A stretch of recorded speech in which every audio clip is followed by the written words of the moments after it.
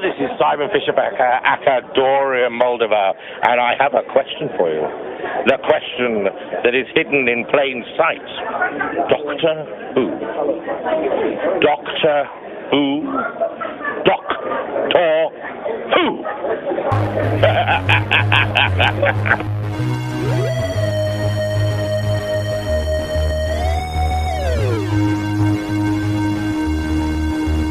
We've joined the Doctor as he travels the Vortex and landed at episode number 237, and we've returned from British Fest. At least two of us have. I'm Keith. I'm Sean. I am here. I'm Glenn. But he was not at British Fest. I was absent from British Fest. You were not there, unfortunately. How are you guys? Well, got it this week. Are you recovered from your weekend excursion, Sean? I'm still pooped. I'm kind of tired, too. My apologies to everyone for the show being late this week. We had every intention. We were going to get home and record Sunday night. And we wound up staying up in Council Bluffs in Omaha longer than we anticipated to. And I didn't sleep well pretty much the whole weekend. And had been fighting it, and driving home, it was like... I had the music cranked. I had the AC cranked because I knew if it got hot in the car, I was done for. Got all the way home and took my shoes off, and that was all she wrote. It's kind of funny because Saturday or Sunday afternoon, Holly said, "Are you recording tonight?" I said, "Oh, I doubt it. The guys were at British Fest all weekend. I think we're set up to record on Monday." Then he texted me. It was you or you? It was me because we were texting back and forth. He texted me and said, "If we can record later this week," and I was like, "I actually had already." I was already in for the night. Well, and then we had to record even later because I worked a day shift today. Actually, you're tired because you worked last night, and then you turned around and did a morning shift. Yeah, well, a day shift, 10 to 6, because of the All-Star game. Yay! Which we won. Yay! We did. There's teams. Everybody's a winner. American League won. American League. Oh. Is that the Royals? So the Royals won. Yay! How many wound up getting out on the Some field? of the Royals won. Yay! If you listen to the voters, apparently the important Royals ones won. Yay! Well, we'll get to our British Fest adventures after a bit. But did you guys do anything fun this week besides our excursion? I saw a couple movies. What'd you see? What did you see? What did I see? The kids and I went to one of the morning matinee shows and saw Night at the Museum, Secret of the Tomb, which is the third one in the series. How was it? It was good. It's a good wrap up for the series, I thought. Probably it wasn't as epic in scope as the second one was, the Smithsonian one, but I think I enjoyed it better than the Smithsonian. I think it was the fun and the heart of the original one was there again. Oh, that's good. So it was a nice closing chapter, and it was nice to see some familiar faces back. A couple of them for the last time. As enjoyable as the second one was, it did almost feel like a cash grab. Like they're riding the skirt tails of the first one being so successful, so let's try to do it again with a bigger scope. And it's been long enough between 2 and 3 that's probably it can return more to its roots. But yeah, to see Robin Williams post-death, that was kind of tough. And then Mickey Rooney's in it as well. So just a brief cameo. But, I mean, fortunately, they were able to get him back before he passed. Yeah. Because he was one of the originals. Yeah, it was good. We quite enjoyed it. Mason hadn't seen any of them, so Caitlin, before we went, was catching him up. But he's one of those kind of kids that I think he likes to see things in order, but he's one of those kids that can just jump in and then go back later. Well, and usually especially with the kids' movies, they do a good enough job of making them stand alone where you don't necessarily have to have I'll tell you as though, much backstory. I did not like Rebel. Is it Rebel Wilson? Is that her name? The blonde-haired heavy girl from Pitch Perfect. Pitch Perfect. She's not really British, right? Actually, I think she is. Is she? I think so. Oh. Let me IMDb her. I will apologize for thinking she did a horrible Essex accent. Horrible. She's Australian. Oh, well, that's why she did a horrible Essex accent. I knew she wasn't American. Now that I think about it, it kind of had a bit of an Australian tinge to it. Glenn sitting here in the studio, fist pumping in the air. Called it. That was good. And then I finally finished watching all of the Terminator films, including Terminator Genesis. Oh, you still haven't seen I it. still haven't seen it. I went. I won't give spoiler-free review. I won't give anything away. Well, I might. No. I went after work. I know who Matt Smith is. Yeah, You want to tell that story? What? Snoopy? I was curious. I knew it was going to be anytime soon. I was going to see It wasn't so who I you went thought. online. No, it wasn't. It was a bit of a, Although more of my a surprise. I don't know the context of his character either. So I just know who he's supposed to be. I was just curiosity got the better of. Barely in it. Yeah, that's what I heard too. Anyway, continue with your spoiler-free review. It was fun. It's really, I don't know. It's not a great film. It's not even really a splendid film. It's just kind of there. I went into it with higher expectations. I wasn't all that excited about it until I had seen Cameron's quote about this is the true third film in the series and this is the true sequel to. And so that got me excited because I thought, okay, if the man that did the first two films, which I love, the Terminator, I think it's overrated, but it's a nice setup to the series. And T2 is phenomenal. I absolutely love that film. This one, I guess I went into it with higher expectations. It does some clever things with the plot twist, with the time twist, but it's almost rewriting. It almost rewrote all the jokes, is what it did, which is what I don't like about a film when they decide okay, we have a list of homages we're going to hit on. I don't mind when you do homages to previous films, but this almost felt like there was a checklist, and I could have gone, okay, there's that one, kind of like Into Darkness. Yeah. And I don't think the time travel works well. The guy that played John Connor, who is not Matt Smith, who I thought was well, give that right now, was terrible. Oh, he's horrible, and not because of the direction they take the character, but the actor was just horrible. I don't know if I've seen him in before. He looked familiar. Dawn of the Planet of the Apes. Oh, that's right. He was the main hero. Yeah, that's right. Which he does find a good job. Yeah, I loved him in that. Yeah. I loved him in that. See, I thought John Connor was cool. It was Kyle Reese that I had problems with because he's just kind of there. That was And Khaleesi does fine as Sarah. That actor's everyone's back. At times, you look at the actress or what her real name is, Emilia Clarke. You look at Emilia Clarke sometimes, and you actually go, "Oh, she really does look like Sarah Connor," But I don't know. The shining beacon of this film that actually made it worthwhile is Arnold. That's what everyone's been saying. This movie was what made this movie was like watching an old Arnold Schwarzenegger film from beginning to end, and it was like if he had not been there, this would have been a total waste of my time.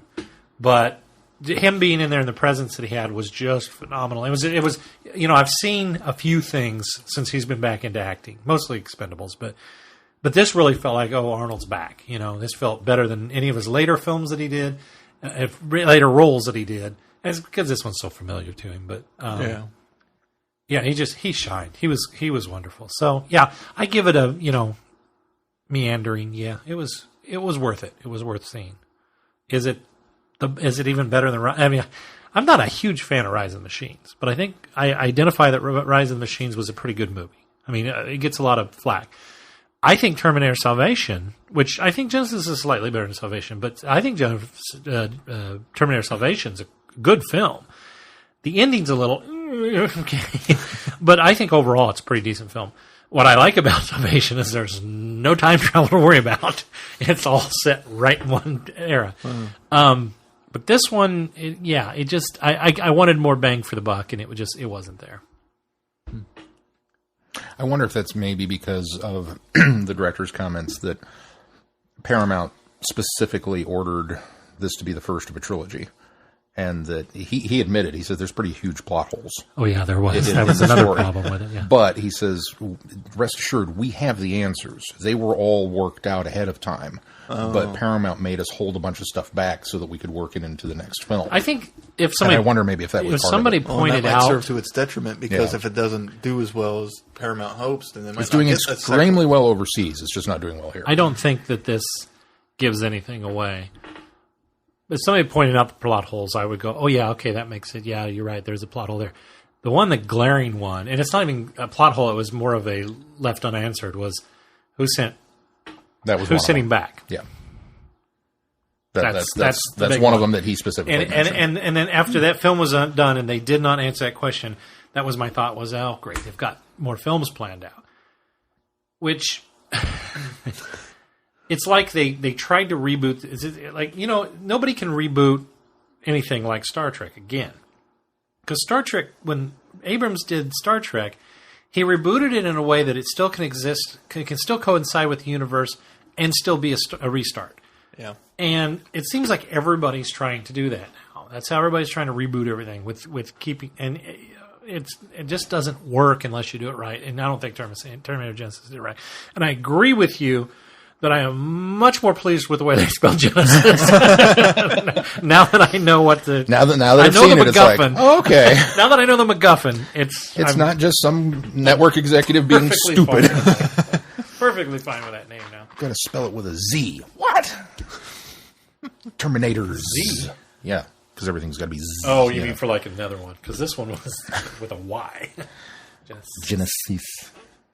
I found it to be enjoyable, but I tend to, like I said, and I even came back after rewatching Salvation and was like, wow, this was actually you were better than I remember it being. Yeah. I had only seen it once in the theater, so when I rewatched it last week, it was like, okay. Did you watch the theatrical or the director's cut? I think I watched the director's cut. I'm not sure what version. Any idea what the new footage is? No, not at all. Because I think I did watch. It's 3 minutes difference, and I'm still not sure. I think I did watch the director's cut, and because I was thinking, okay, I'm going to focus and see if I can tell what's been added in here. Nope. 3 more minutes for a director's cut. Yeah, we've got it, and sometimes it makes a difference. Wrath of Khan's director's cut's even better than Wrath of Khan. We've got it narrowed down to one of two scenes. It's either the open, because Adam doesn't remember that being there when he saw it in theaters, or it's the scene where he comes and saves her from the thugs, which seems like it's randomly dropped in. It's got a weird jump in there. The open is him in the jail cell, right? Yeah. No, that was definitely there in the theater. I remember that. Then I stand by. I think it's probably that one. I remember getting dropped into that and going. I mean, the first time I saw it, I remember dropping into it and going, "The hell? Where are we going with this?" And then the payoff's later, but. Except I think that scene spoils the payoff, quite honestly. When he's laying there and then he's awake, then I'm like, well, just the fact that I think I figured out he was machine long before anybody else figured out. She hands him the piece of paper saying, Cyberdyne wants your body for science. Oh, well, we know where this is going to go. Exactly. And then they spend the rest of the film trying to make you think maybe he isn't. And it's like, no. Which is why maybe in the director's cut they should take that scene out and then give us in a flashback. Because you have to have... Yeah. Is that Tim Burton's ex-wife? What's her name? Johnny Depp's sidekick? That's Helen Bonham Carter? Is that what that is? Okay, I thought that's what it looked like. I forgot she was in that, too. Yeah, yeah. You've seen it? Yeah, I've seen it. Yeah. It's been a long time. I think I've only seen it once. She's the face of... Cyberdyne. Oh, I don't think I realized that. Or I blocked that, I don't remember. Like I said, when we started, it was like, oh, wow, I forgot so-and-so was in that. Yeah. There's a lot of in this. There's a lot of good people in this movie. Why didn't I like this? I partially blame McG. Helena Bonham Carter, not being played by Matt Smith. McG, he's a competent action director. He may not be a good action director, but he's a competent action director. He's kind of like Brett Ratner in that regard. He's one of those, he's one of those guys that I hear so much flack about, but I have no idea who the guy is. I mean, I've never seen an interview with the guy. I've only seen. I don't think I have either. I've seen maybe 2 films that he's ever directed. Charlie's Angels, Full Throttle, Terminator, Salvation. There's 3 for you. I've seen 3 movies he's directed. He's been a producer on a lot of TV shows. I liked Charlie's Angels. I know him more. I didn't like Full Throttle. I didn't like Full Throttle either. Charlie's Angels. That was good. That's where he got his name. Well, he used to direct. He started with music videos. Well, a lot of directors start with music videos. Michael Bay. Yeah. Other than that, I didn't do much else. I'm in season 2 of Clone Wars, and I am too. Did you get back to Geonosis yet? Yeah. Oh man, there was one episode in there that was boring as heck. Though, what was it? The spy one. The Padme. Yeah. Gosh. I only half watched that one. That one was terrible. Oh my gosh! I thought it's a good thing they dropped this in the middle of the season because this was dry. Well, and you get such a strong open with like 3 episodes with Bane Kane, whatever his name is. Cad Bane. Cad Bane, yeah. And those were awesome. And then this Padme pseudo love story spy thing, which sucked. And then you get this big Geonosis arc, which is awesome. Yeah, I think I'm only halfway through because I don't think they have just finally taken the city, and it seems like there's another. It seems like I'm on a 3-episode arc, maybe. They tend to do 2 or 3 episodes. Yeah. They don't tend to go more than that. Because they have to go after the Droid Foundry. I looked at the that's the next one. That's the one I just finished. That's the one I'm getting ready to start.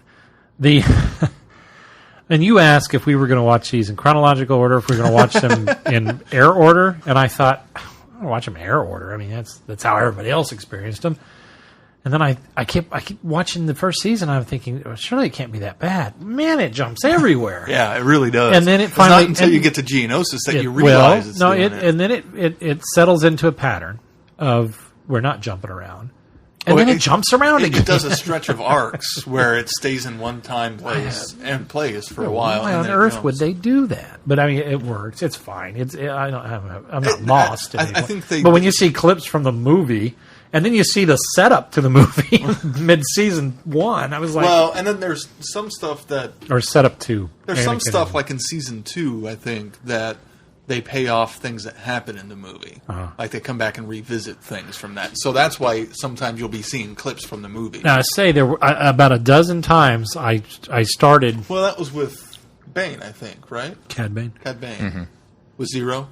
Has Zero come back? Yeah, he rescued him at the beginning of the season, but it was because he'd been captured in the film. Yeah. So I mean, that's why you're seeing flashbacks. And no. There was one where you saw them running with the little job on his back, and in a setup clip, and then they didn't ever address that. I was like, what in the world?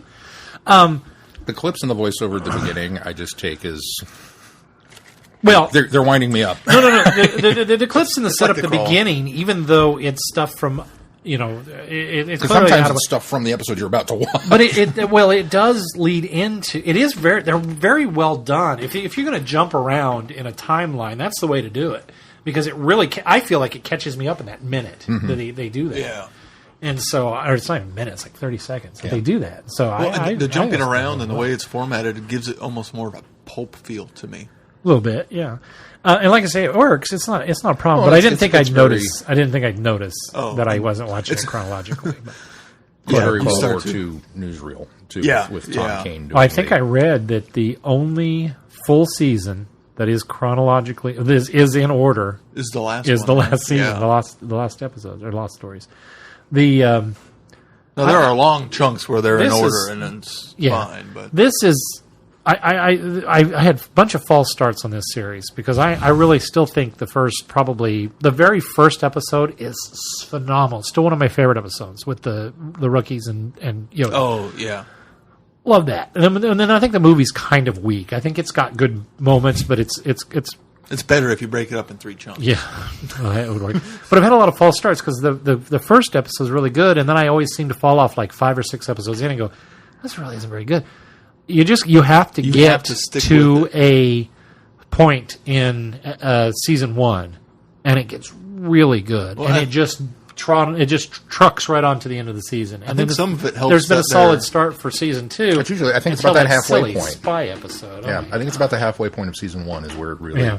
Because I was one of those that's like I was going to watch it anyway because it's Star Wars, but it was just kind of like meandering a little bit, and then all of a sudden. It got good. I'm really I think it helps when they start focusing on the rookies on that team of rookies and then we flash back and jump around I like kind of the with two, them, and you see more of their story, and that's when the first season gets better. like the two reoccurring stormtroopers too. I can't remember their names, but apparently they have a huge payoff in Series 6. Like it's not Rex and the two guys that helped the little girl, the little toilet girl. Okay, I'm trying to remember which characters. And then they showed up again on the Battle of Geonosis. He sent him after to go rescue Obi-Wan. Like, how can we get all the fun jobs? The fun job will not be getting shot when we come back. That's pretty interesting. And then I read that they'll have a huge payoff in the sixth. That they've got. Their story is like resolved, and they're.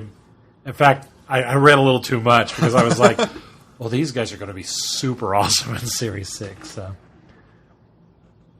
I'm just embarrassed that I'm such a Star Wars fan and it's taken me this long to get into Clone Wars, but I'm really enjoying it now. I'll warn you, after I petered out after Season 3, and I'm still kind of struggling to get through Season 4. So I wonder if it's me or if it's a dip. So I'll be interested to see what you guys think when you get there. What else? I finished Ghostlight, the novelization. I haven't watched it yet, but I'll watch this Friday with you guys. But yay! The novelization. I don't know whether to wait and say what I think of the novel. Let's hold on to it. Let's just put it this way: Ghostlight should never have been made for television, and way too complex. And I started Roundheads, which is that's not ours, but it's the Traveling the Vortex Book Club Book of the Month for July. That is a second Doctor Jamie, Polly, and Ben story. And it's, from what I understand, nearly purely historical. But it's also written by Mark Gatiss, and I'm most of the way through Chapter 1, and it's really good. I mean, it's really captivating, so I'm just going to stick with that one. I think I told you I finished New Dawn. Was that the name of the You told me. I don't think you mentioned it on the podcast. I finished this for the first Star Wars book that came out. It's not chronological. So have you started Rebels then?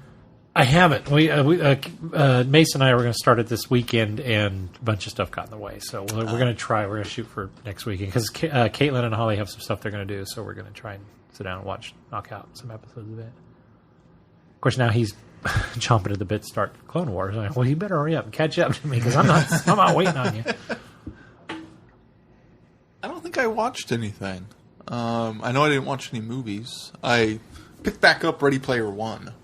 This is my third time starting to read it, and I finally got to a point where it's really good and really picking up. I think my problem with it was the first 50 pages are very heavily world building and setting up the civilization and setting up what the Oasis is. And that's this computer world, kind of like, it's a virtual reality computer world, like The Sims, but multi-online player. Probably more like Second Life.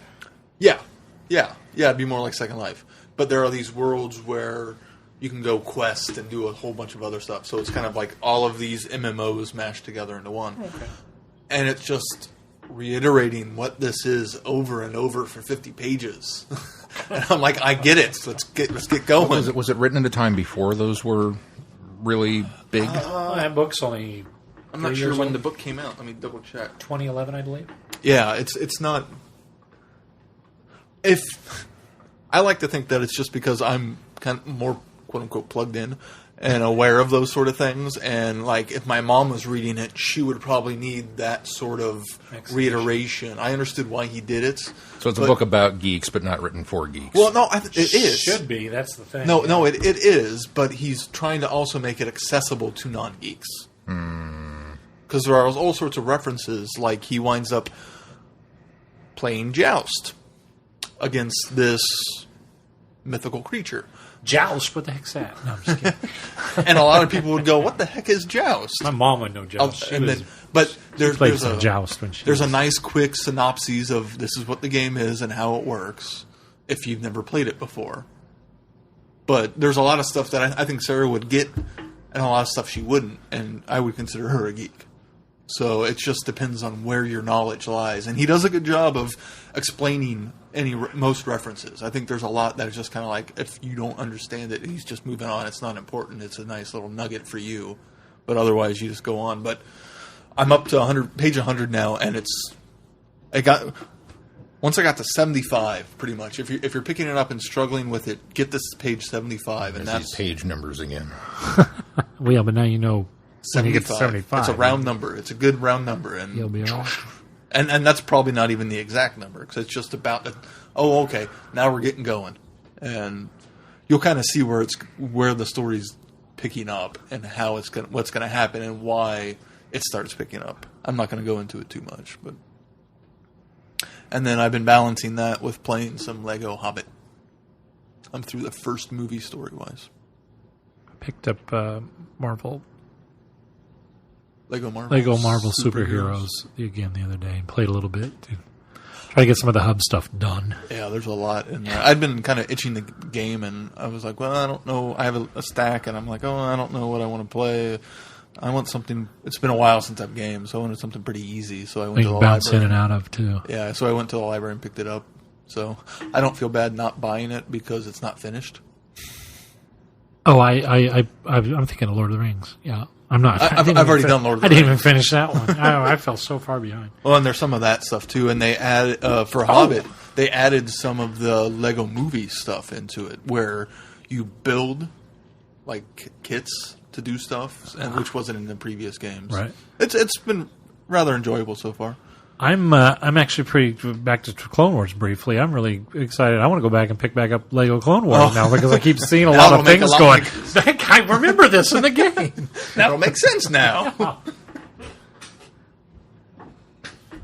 That Twi'lek episode that I was talking about where they're trapped. Oh yeah, that was a that level. Was part wasn't of, it? yeah, that was one of the levels. That wall that you go up against with all the guards, and then you go through that city. You bounce on the things. Nobody does any bouncing in the series, but it's so bizarre playing one of the Lego games where you don't know the story of what's going on. Yeah, I probably the first especially time before there was dialogue. Yeah. At least with Lord of the Rings, even though I didn't remember the story as well, I at least knew what was happening because there was dialogue now. I just realized, I guess I own it. I still haven't played Lego 3.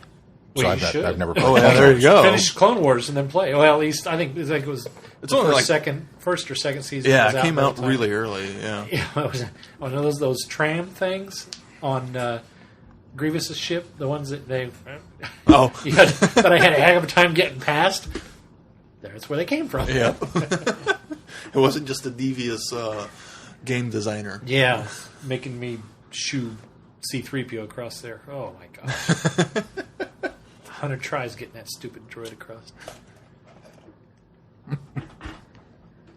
Yeah, I look forward to playing more of the Lego Hobbit, and I think I must have subconsciously wanted a game and pick it up, knowing that San Diego Comic-Con was happening, because it just dawned on me after like this past weekend.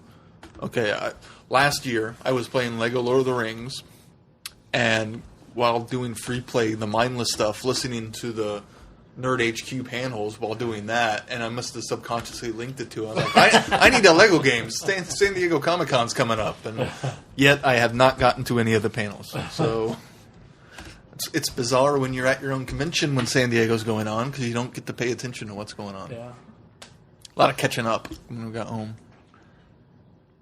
We played some Peggle 2.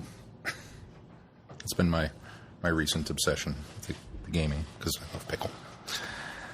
It threw me though, because you start off with Bjorn the unicorn and it's Ode to Joy, and then you get into the second master and it's is it the beaver dude? No, it's a different one. It's a troll under a bridge. Yeah. That he's called Jeff, and everything out of his mouth is dialogue from The Big Lebowski. Which is awesome, but his music is different. It's it's not the 1812 overture. It's I don't know, another piece of equally well-known classical music, which I cannot for the life of me remember the name of right now. And it's cool, but it's not Ode to Joy. Is it Peggle 2 or is it Peggle Blast? This is Peggle 2. Oh, okay. On the Xbox. It's on the Xbox One. I started playing Peggle Blast. So, okay. That's why I thought it was the beaver or whatever. Well, the beaver is not in this Peggle Blast either, is he? I think so. I thought they introduced a new character. I know they got Bjorn's evil brother. Yeah. Fjorn. I'm pulling up Peggle Blast now to find What else, Sean? Anything else? Mel and I started our rewatch of the Mission Impossible movies last night. Got through the first one. I may do that again. I did that last year, 2 years ago, when Ghost Protocol came out. And just thoroughly enjoyed it. The mystery is not there for me by this point. Everything that a certain character does is like, oh, you're guilty. You are so guilty. How did I not see this the first time around? Because I was genuinely kind of surprised. But, now it's like, you bad guy, you. And I still maintain that I have yet to find a Gideon-stamped Bible. Checked again this weekend. The one in my hotel. For real? Yeah. They all say placed by the Gideons. But the plot element, the huge dun-dun-dun moment of Mission Impossible is when he opens the Bible and it says, placed at the Drake Hotel Chicago by the Gideons. And it's a stamp. And it's like, first of all, you would have had to manufacture that stamp. And then stamped all those Bibles. I don't know how big the Drake Hotel is, but did you really need to pay to manufacture a stamp for at most 1,000? You know? But not one Bible that I've picked up at any hotel room has had a stamp saying it was placed at this hotel by the... Like I said, maybe I'm staying in the wrong hotels. I don't know. I'm willing to concede that. You go to the Clark Hotel in Chicago. That's Drake. Drake. That's next on my list, actually. Go to Chicago TARDIS and stay there. I'm going to stay at the Drake Hotel in Chicago and rummage through their drawers. Because it's bugging me, man. They stamped it, didn't they? Those damn Gideons. And I'm just like, no! But that was pretty much it. We had a big con thing this weekend, but I suspect we'll talk about that later. I should talk about my gifts before we get too far. I got the other half of my birthday gift from Sean, and I opened it tonight, and part of it is this really, really, really cool Muppet Show game from probably 1978, I would guess. There's a date on it somewhere. We're not sure because it's... oh, yeah, it is on the side here. Nope. My bifocal's kicking in here.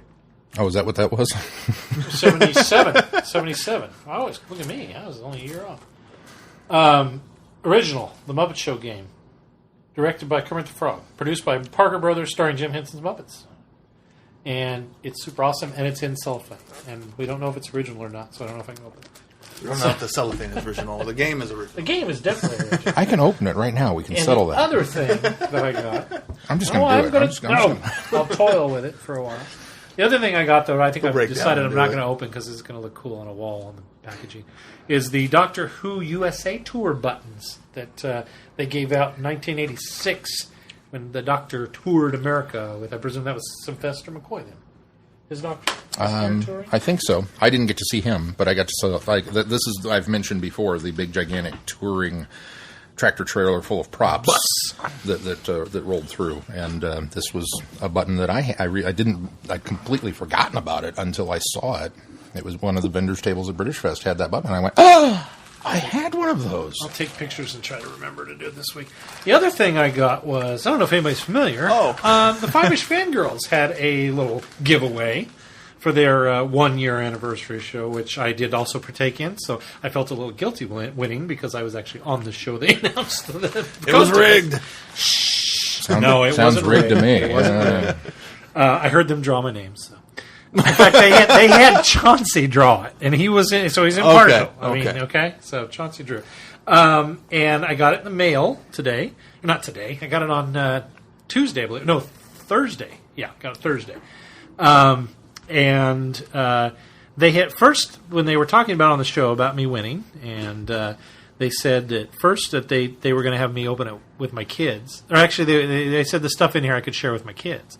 And so immediately I thought, well, I'm not going to open this in front of my kids, so they don't know I have it. And then they suggested that I open it on the show.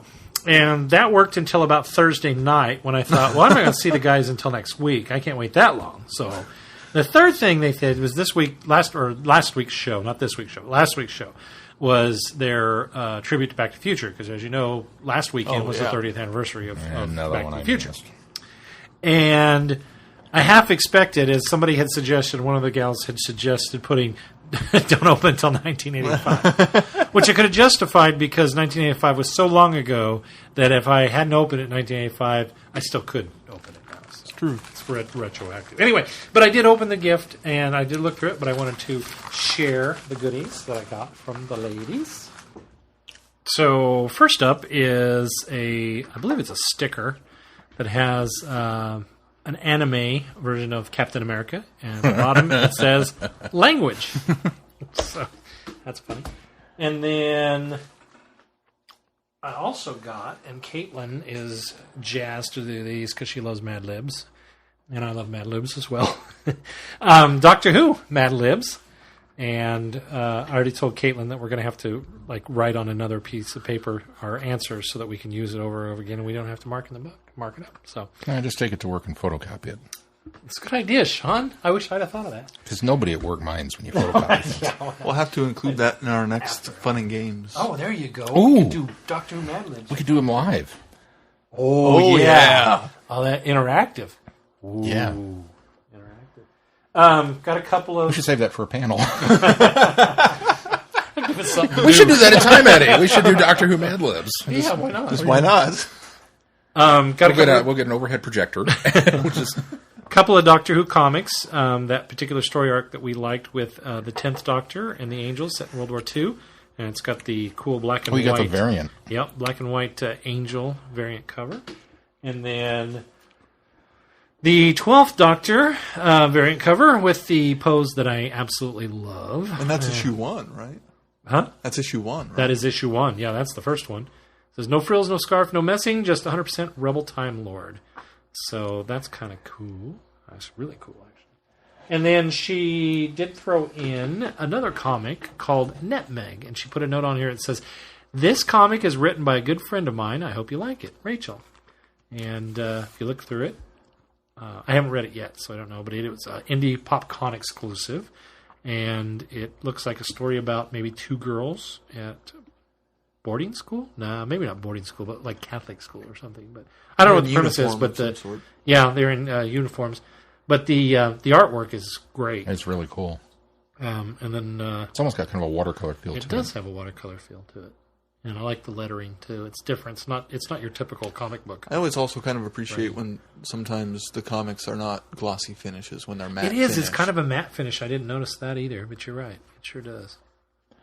It's a nice change of pace occasionally. Kind of reminds me of the old days when they were that newspaper print. Well, it's not quite that, but yeah, it's kind of that matte print. Yeah. So, anyway, and then in here were some business cards that I was instructed to hand out. So first we have the 5-ish Fangirls business cards, official business cards. These are your stacks. Woo! There are some very good-looking business cards. And better than ours. They're even better than ours. Way better than ours. Well, until we get our new pack, because I trust Sean will. Way better than make ours. some improvements. These are glossy ones. I know. And you got Matt, I know. Unlike the comic book, I think business cards are better when they're glossy. Business cards are better glossy. I think business cards might be better glossy, Glenn. Sure. And then there was another card in here that I think she got from Indie PopCon, which is Andre, YouTube Black Nerd Comedy. So I'm going to have to get on and look this up because I'm not sure what the reference is on that, but that's pretty cool. And then there's also some Who North America cards here that looks like there's 2 each for us. So one for us and one to give away and promote Who North America. And also in here is something that I keep dropping on the floor. It's a button. A button. What's this from, though? I don't know what it's Sherlock. That's Sherlock's wall. Oh, it is. With the smiley face from... It's the final episode of season 1. The episode it's the one where he's trying to me. figure out about the smiley faces. Yeah. Oh, I remember that one. And then he shoots the wall. Oh, right. I think that's the same episode. I was bored. Well, she said there was some Sherlock in there, and I suspected that must have been it, and I just couldn't remember the reference. So that's going on my backpack, because my backpack's going to be filled with like Doctor Who and Sherlock and Marvel. And I can't put the buttons on there, though, because they look so good on the original packaging of the card. She also included a note that said, Glenn, congratulations on winning our first birthday giveaway. We hope you enjoy the prizes. There are some Doctor Who, Sherlock, Marvel, and more. We can't thank you enough for your support. It means so much. Hopefully our paths will cross, and we will finally meet in person. Until then, we'll see you on the internet. Rachel.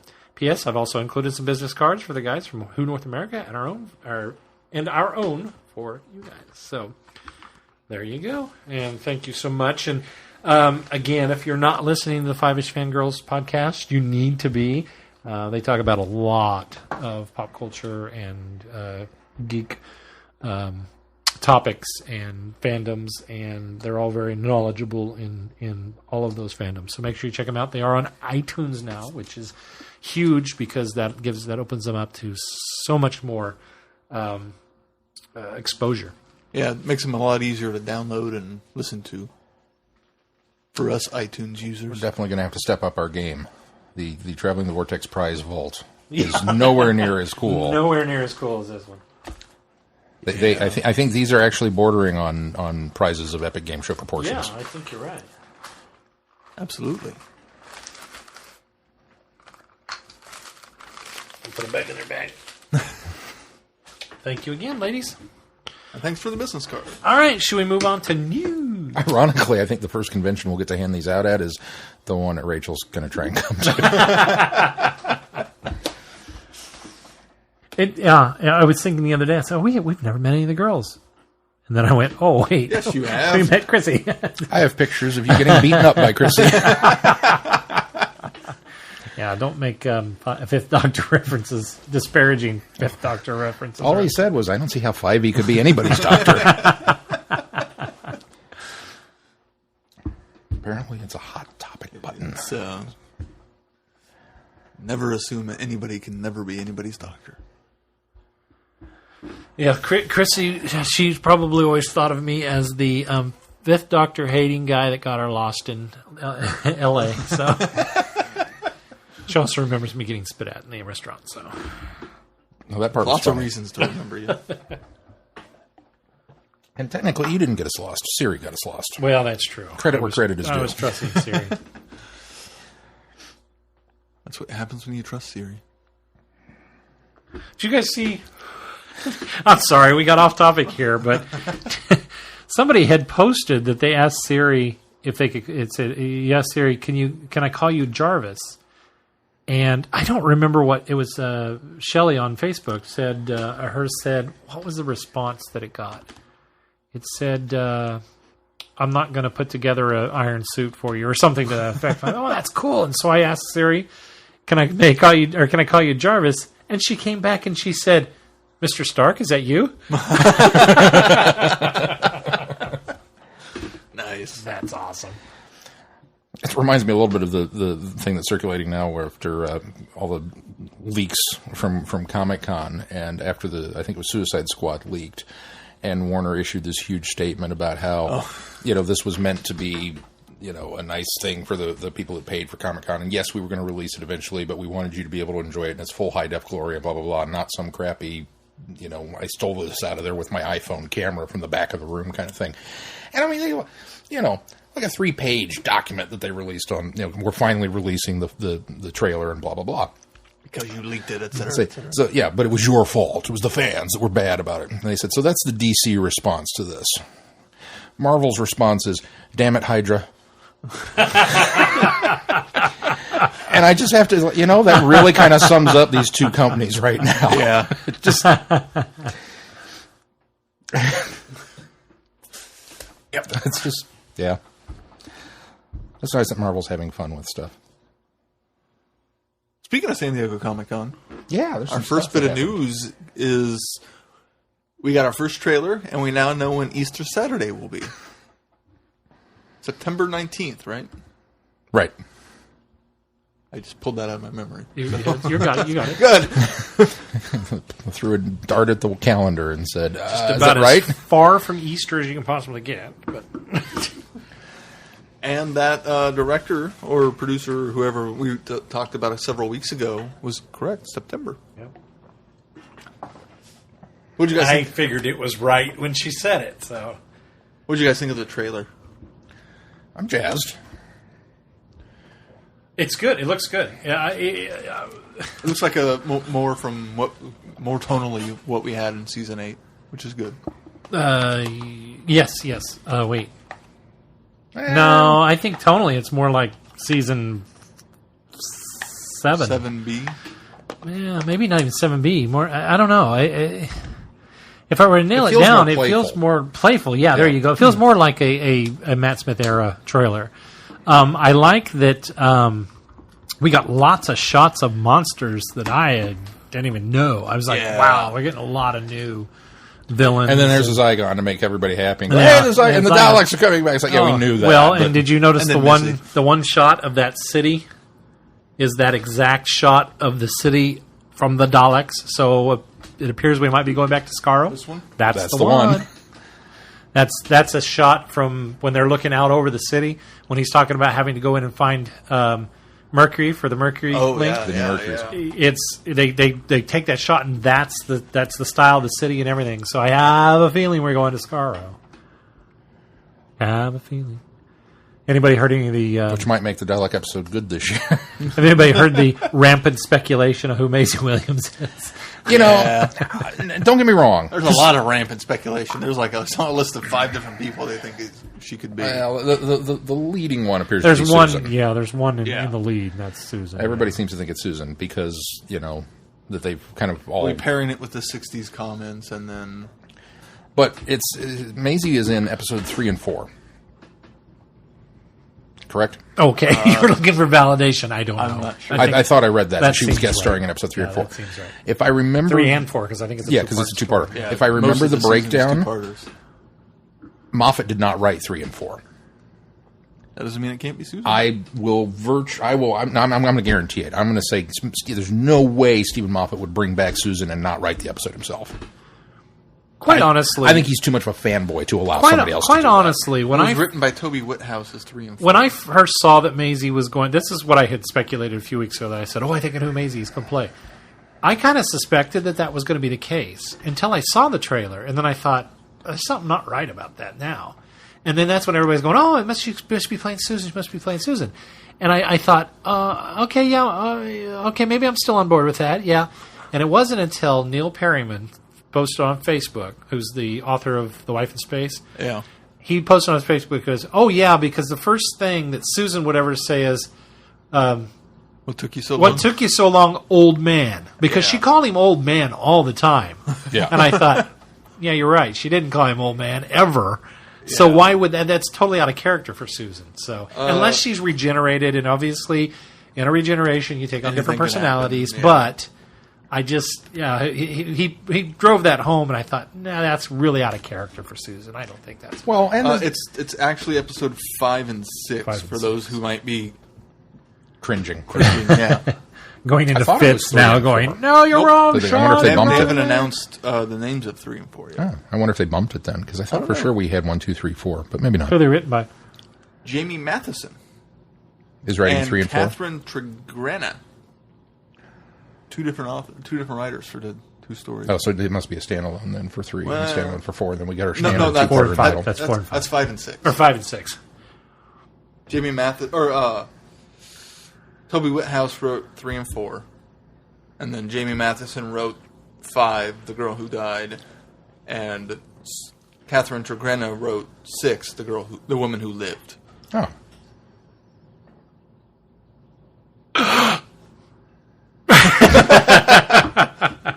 Caroline Ford, she is going to be in 5, and Maisie Williams is going to be in 6. Girl who died, the girl who lived. It's so Susan now. No, I'm sorry. I've cracked the code. No. Well, I have to give our fandom some credit because so many people after Deep Breath were saying, Missy's the master! Missy's the master! That's a good point. And look what happened. That still hasn't been proven. I'm not saying they're right, but I'm saying... Way back in series... God, what was it? 5? When everybody was saying, I bet River is Amy's daughter. Oh, wait, no, that was 6. just me. No, just you. Just you. I'm still going to relish in that. What? Still going to relish in that. You can relish in that as much as I can relish in Easter Saturday.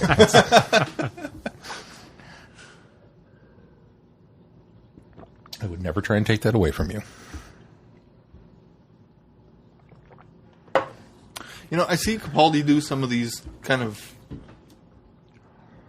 lighter moments, and without the context, it almost seems weird. Like him with the guitar. It's a bit weird, yeah. And him putting on the glasses is like, well, what are you doing? I would agree. Why are you? What? I'm used to you being grumpy. Be grumpy. Did you see his? He did lighten at the end of the season last season, but still. Did you see his Conan O'Brien entrance? Yeah, that was pretty great. I did. I saw that. I haven't got to watch the panel itself yet. So It's the Nerd HQ panel. I saw 'cause some there's chatter that BBC was threatening to have. I think it's Flicks in the City that has a recording of the panel up that you can still see online. I heard some rumblings that they were close to getting pulled, but I think one of the things that benefited them is they rolled on the panel. Or it wasn't BBC that was harping on them, because what they did is they cut the clips. Yeah. Whenever they went to the clips, they cut the clips out. So they saved themselves from any backlash from BBC. But I think it's San Diego Comic-Con that is clamping down on a lot of the people that recorded panels there and saying, "Well, get on that. You can record them, but don't post them." So Yeah. I'd get on there soon if you haven't had a chance to watch it yet. One thing I did find really exciting about the trailer, and it's a really small thing. There are more round things in the TARDIS. See all those? A lot more round. I'm pretty sure they were there. They just may not have been lit the same. Okay. Yeah, I think they're more noticeable. Yeah, this time, yeah. way better lit. What happened to the lovely lighting? Is this a helicopter? You lean on it, and absolutely nothing happens. It doesn't wobble at all. And then it was announced just today, right? Just today, That, as part of the BBC Worldwide Annual Review, published today, it said that we're getting Series 10. Anybody surprised by that? No, since not they really. have a 5-year forecast anyway. Well, it was part of whatever the TV Guide over in England is. Radio Times. The Radio Times did a Save Our Shows campaign, and Doctor Who was number one on that list because they were really concerned that it may not get a 10th season. I'm making that up. No, we just talked about like 3 weeks ago that the show's going to run for 5 years. Yeah, I mean, it exactly. was like That's all what I'm but saying. confirmed. None of this was so. surprising to me when we brought this up. We're getting another 5. Okay. Hey, we renewed it for season 10. All right. Yeah, of course you did. Of course you did. Kind of knew that already, didn't we? Another. I mean, that would be like us going back and reporting that, hey, there's this show, and it's called Doctor Who, and it's about this guy, and he travels in time and space. We should review that. And introduce somebody to it. There was another trailer Might have not been came out news. this week from Warner Brothers and Lego. Lego Dimensions trailer focusing on Doctor Who. Oh my god! Oh my god! Oh my god! Oh my god! Oh my god! I have to say, it looks pretty good. I don't like. Glenn and I talked about this off mic at work, but I don't like the way the Daleks look. I don't like the way the the small Daleks ones. look. I don't like the way K9 looks. In the still pictures they've released separately, the Cybermen look wonderful. It's weird because when they showed pictures of the Cusco Curio, the production company that you submit to get things. Oh yeah.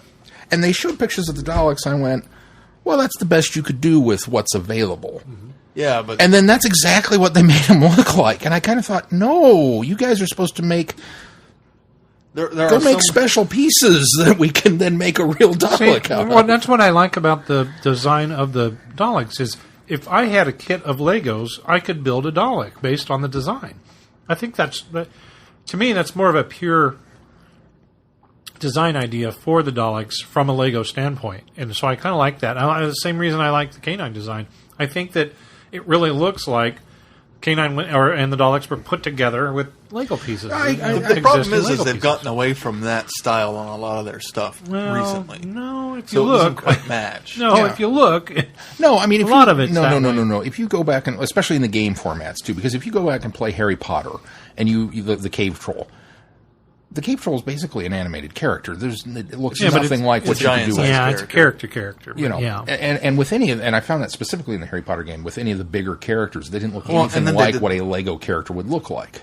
And that's when they introduce later bigger characters like Hulk when you get to that in Marvel. And so if you're going to move, And so many of the cars in the games aren't square and blocky; they're rounded. yeah. And they did the it's same. not like they built cars out of the Legos. Oh, no. We're just playing Marvel Lego superheroes, and they're cars that are pieced together. I mean, that's just it. The larger scale you have, the better you can make it look more like what it is. And the big scale Daleks look fine. Yeah, and that's just it. Yeah, the Emperor Dalek, or whatever we're supposed to believe that is, looks like more like a Dalek than the small Dalek design. I go back to when I was a kid and I would build the Enterprise out of Legos. And it was always a giant square block sitting on top of a giant long square block with square engines. And I just kept thinking, man, I can't wait for the day when they get a Star Trek license and they make round pieces that I can put together that will make this look better. And then Doctor Who came out. I was like, all right. And it's still square pieces on it. It just, I don't know. It's the one complaint I have. That's genuine Lego to me. So. Because they've done specialized pieces before that you had to go buy set X in order to get that particular spaceship or whatever it was. On the actual sets, you can't build anything on your own. You have to go buy the kits to build these pieces. Since we're talking about Lego and spinning ideas, we were turned on just today, I believe, by a Twitter handle called Lego_TARDIS, and he has linked on Twitter to this Lego idea, which, like I say, you can't see it now, but I'll put it in the link in the show notes. A TARDIS minifig display cabinet. So it's a TARDIS, and it looks like 2, 4, 6, 8, 10, 12, 24 figures will fit in this, and it's on a hinge. It's the police box design, the TARDIS. You open it up on a hinge in the middle, and you can display your minifigures in there. And I think this is I think it's more than that. I think it's 3 across. If you go to that other inside, is it picture. 3? Oh, I think it's because it's hinged open. You can't see the. There's a full. Oh, it is 3 across. Yeah, so you can actually get 36 in there. 3 by. Yeah. I can do math. I can't. I had to think about it. Yeah, so I think that's pretty cool. And it looks right now he has 50 supporters. There are 363 days left, so apparently he's just got it off the ground and he's going for a full year. But we'll put that in there. I did notice also that he submitted a proposal for a large-scale canine. Yeah, I was gonna say, which looks really just good. clicking on that as well, which is a link over here. I'm not sure how large a scale, but that looks so much better than the... Well, it does, but because it's large scale and you're putting pieces yeah. together... Excuse me. Pieces together. Oh, I got the hiccups. Anyway, Jonathan, 1986. R2. That's a great example of a Lego not being blocky. Yeah. R2. I'll give you that. They gave you a round dome piece for the top. And even his base is round. Yeah. So but there are round Lego pieces like that in the sets that you can use for. I guess I just think why not just they could do a similar shaped for the body of the Dalek. They're specialty pieces for all the characters, anyways, and they're essentially characters. I still, again, I maintain. I think it's more of a. I'm not denying it is a more classic design. I'm just saying I don't like it. I wish that it had been more of a. If you're going to do it, let's do it and make it. Well, I think my problem is I've been spoiled with the character builder or whatever it was called. The design of those builders. Yeah, but all the doctors look great. That was the key, really, is that, okay, so we've got, it's not just going to be a tiny little piece of this Dimensions game. There's apparently a whole Doctor Who story arc, and that you can bring Batman and all these other characters into it with you.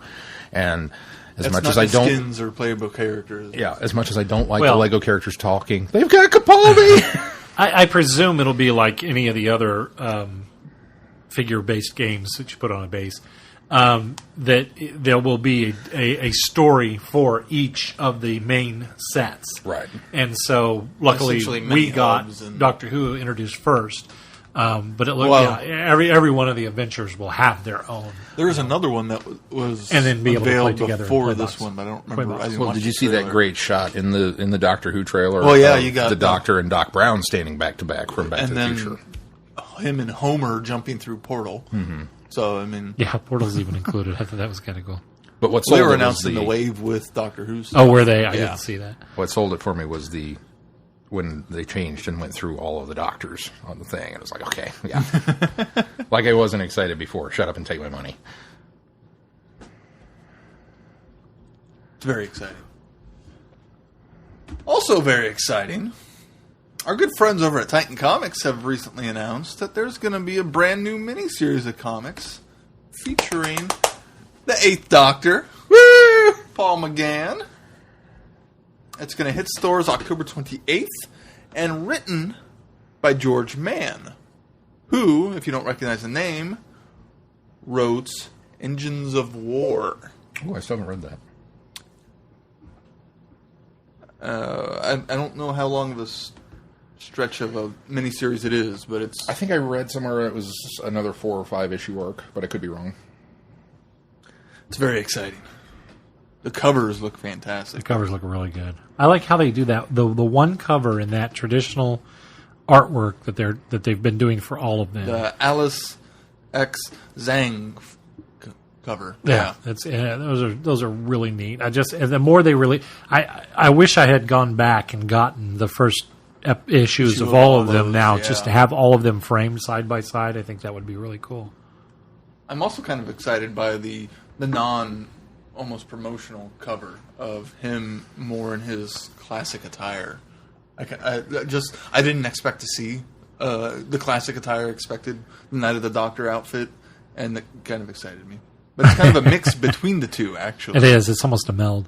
Which is even cooler, because we might get to see a little bridge of some sort. I want to see him in his dark eyes. Leather jacket. You just got to imagine him that when you listen to Dark Eyes. And then staying with the book format. Yes. There's Thebes Publishing. I'm probably butchering the pronunciation on that. Have announced a new range of books based around Aramem, the 5th Doctor's traveling companion from Big Finish. Woohoo! So there's going to be at least 2 books so far. The first called The Last Pharaoh, and then The Beast of Stalingrad. I'm not going to read too much into this because I don't want to know what happens to Aramem in the audio adventures. I'm afraid it's going to spoil something. That's a good idea. I don't know. We kind of like knowing too much about Charlie. I don't know if this is set before or after or during their adventures. I'm assuming it's kind of like the Lethbridge Stewart range, where they didn't get the rights for the Doctor, so they got the rights for this character, and they're writing other stories about them. Oh, here's synopsis. Page 1, Chapter 1. Airman died. Oh, well, I guess I don't need to read the rest of the book now. And the editor-in-chief, Ian McLaughlin, wrote The Eye of the Scorpion, her very first story. So it's kind of his pet project of continuing the character. Well, then she's in good hands. And he says... Probably why they were able to get the rights to the character. He says, because I imagine Big Finish works in the same way that the BBC does, that the writer retains the rights to the character. So. He says, I originally wrote the last scene in The Eye of the Scorpion as a bit of a cheek in the hope that I might get to bring her back, maybe with a different Doctor. Had a story called The Valley of the Dying Sun in mind with the 6th Doctor. However, that went out the window when Gary Russell asked if I had any objection to Aramem's staying aboard for a while. And then he goes on to say how great he was to work with, and then is always going to be looking for adventure, and her biggest challenges are still ahead of her. I'm glad I'll be tagging along. So, sounds like it's a lot of good stuff ahead for her as a character. Speaking of books, I think we should also mention that following our review last week of the Lethbridge Stewart, The Forgotten Son, Andy Frankham Allen, the author of the book and the, series runner for the rest of the novels, the editor for the rest of the novels, did a little post on our Traveling Vortex page, on our actual webpage. He also retweeted us. His comment that he left on the topic was, amazing review, guys. Great. Although I should point out, according to Downtime, it's Gilmore from Remembrance who recommended Lethbridge Stewart to Unit Command. He's right. I had forgotten about that. He says, do we ignore it? Well, we have 4 years before we get to the invasion. Smiley face. So it looks like he's got a plan. Spoilers. So, yes, thank you. And he obviously listened to the show last week. Yeah. So glad that we did the books of justice. Glad you enjoyed our review of it. Yes, and we certainly enjoyed the book, so I'm glad you enjoyed the review. Well, that will transition us nicely into feedback. Which I had originally planned that there, but that's okay. I know. That's why I jumped in there.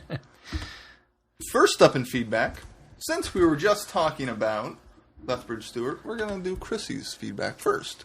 She says, The Summer of Lethbridge Stewart. Dear Vortex Boys, I'd forgotten the Forgotten Son read last week, but life happened. There you go. Sorry, you threw me with I had forgotten. I had The Forgotten Son read last week, but life happened and didn't get feedback written in time. That's kind of been the story of my life lately. Story of my life. Oh, sorry. As I have had to miss several weeks of Friday Night Who, and I admit I kind of miss it. It was good to participate on Saturday night with all the British Fest people, but at the risk of losing my number one fan status, don't hurt me. I also have to admit that the reasons I've been missing Friday Night Who were kind of worth it. To quote the Lego movie, everything is awesome, and if you want more details, ask me off mic. Look, we came back around to Lego. But I did get the book read, and I wrote a review on Goodreads, which I'm just going to copy and paste here because I'm lazy. And I'm going to read it out. The Forgotten Son. If there's one thing the Doctor Who lends itself to quite well, is the nearly endless possibility for spin-offs from the universe. Just ask Big Finish. And now that I've read one of these Lethbridge Stewart's novels, I'm kind of wondering what took them so long to delve into the Brigadier's backstory. Yes, I know he's not the Brigadier in this story, but he's the Brigadier to me, and you can't convince me otherwise. Here. I love that this story carries on from the Web of Fear and branches out into what other shenanigans the Great Intelligence got up to afterward. And what the Brigadier had to do with it. I will admit the story was a little slow getting going, hence only the 3 stars. The last 5 or 6 chapters really trucked through, and now I want to read the next one and add it to the insanely huge pile of stuff I'm reading. It never ends. Anyway, I'm looking forward to hearing about all your wonderful adventures from British Fest and your panel with Simon Fisher Becker. Just from what Keith and Sean have posted on social media, it looks like you all had a fantastic time. Bye for now, Chrissy. Thank you, Chrissy. I know why she's been missing. We'll get to that in a moment. It just hit me why. I saw the post too. Okay. I've been sitting here going, I'm going to have to ask her about that. I have no idea what she's talking about. Then you had this big beaming, I know why. And oh, yeah, I do too. Congratulations. Oh, yes. I did see that too. We'll keep her personal life out of the very show. Good, very good reasons. Next up in feedback is Lisa. Which one's Lisa? The one that says Lisa. I got it, Sean. Let me take it. Okay, go for it. Wishing everyone a marvelous summer. And she says, hello, fellow travelers. Wishing everyone a marvelous summer.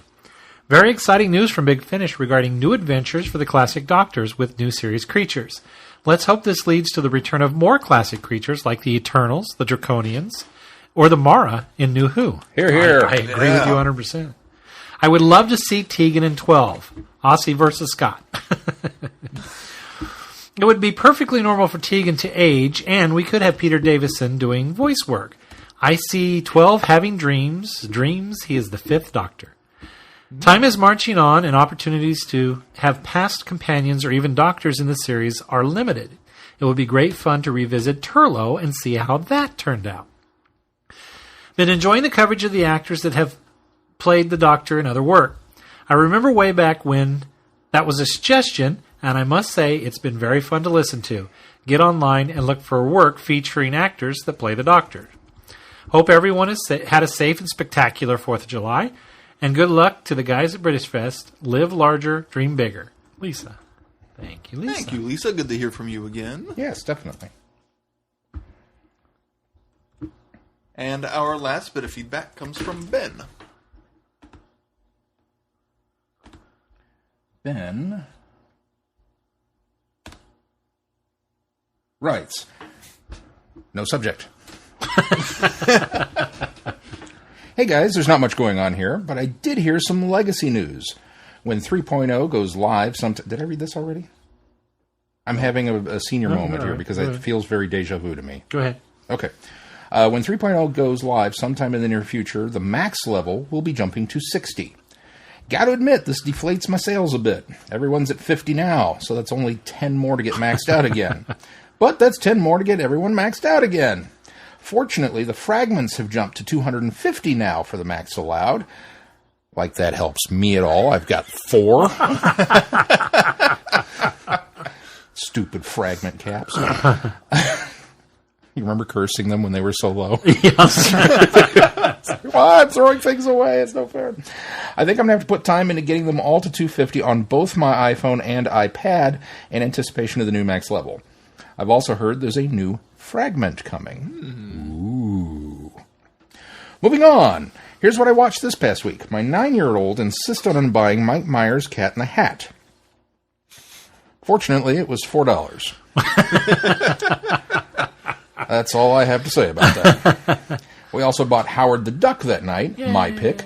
Despite getting a Razzie when it came out in theaters, it was and still is a favorite of mine. Lastly, I watched Another Me last night on HBO Now. It stars the young lady who plays Sansa Stark on Game of Thrones, alongside the guy who played the goofy roommate in Notting Hill. I purposely didn't look up their real names so that you guys can do your work for me and IMDb them. Which I noticed Keith is already, before I even read that, he was already typing away over there. I also had never heard of this movie, so I went to go look to see who did it. It was a pretty good film. The scenery and music were good. The story was a bit difficult to follow for me. I'm not sure if I liked the ending or not, though. It didn't end how I wanted.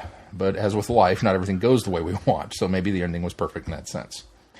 The family and I had a wonderful 4th. I hope everyone did as well and was safe in their activities. That's it from me here. Have a great week. Looking forward to the next show. Take care. Ben. All right, Keith, what do you got? It's Reese Ifans. Oh, yeah. Him. He was, he played the Reese Ifans. He was in what was that movie? It was in Amazing Spider-Man 2, just the first one. Amazing Spider-Man. The first one, and Lizard. He was in Pirate The Radio. Replacements. Anonymous. He was the soccer kicker who they brought in to kick footballs. I've never seen The Replacements. You've never seen it? Dude, you totally got to watch Replacements. Xenophilius Lovegood. Oh, I know who that is. He was in Harry Potter. Wait, wasn't he in Notting Hill? Wasn't he? He was the goofy roommate in Notting Hill. Maybe that's where once you know you said him from. Xenophilia, he was referring to the Notting Hill. And I went, oh, okay, He's yeah, that I guy. totally remember. There you him. go. Okay. The goofy guy came out naked out of the apartment. Yeah. The movie Another Me also stars Jonathan Rhys Meyers, for those inclined to go kind of search that out. Oh, okay. For those who don't know who that is also. Is it on Netflix? That's on HBO now. Oh, well then probably not. Thank you, Ben, and thank you for the legacy news, keeping us up to date on that. That's it for feedback. He did tweet us this week and say I should mention that I was hoping to add feedback here if that's okay. Oh, it says, hey guys, I'm having trouble with email at the moment. Would like to add to my last feedback if it's not too late. I sent it so late last time that your last episode hit iTunes the next day. I should mention that I was hoping to add here if that's okay. I think he might have been waiting for a response. Oh, I think I might have missed that. So, Ben, I apologize that we didn't respond and say, yeah, it's fine. I was looking for it because I remember seeing that post going, oh, yeah, he's got more feedback, but I think it's on Twitter. It's not on Twitter. so, yes, Ben, you have your permission to add feedback here. Or just I did look for it. Email it in.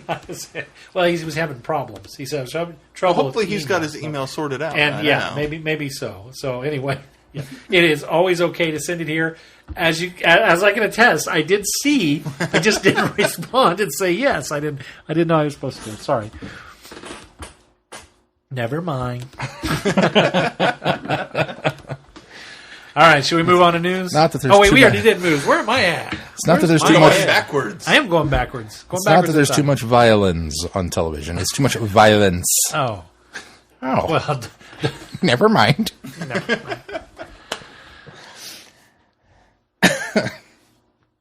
What are we reviewing this week? Bridge Fest. Oh, good. I did my homework. You want to read the synopsis, Keith? Are you British enough? That's it. Dun, dun, dun. We had a great time. Moose has been... it's impressive how smoothly run this con is, considering it's a new venue and it's a second year. From as far as I could see, it's clockwork. Everything went really smoothly. Looked like everyone had a lot of fun.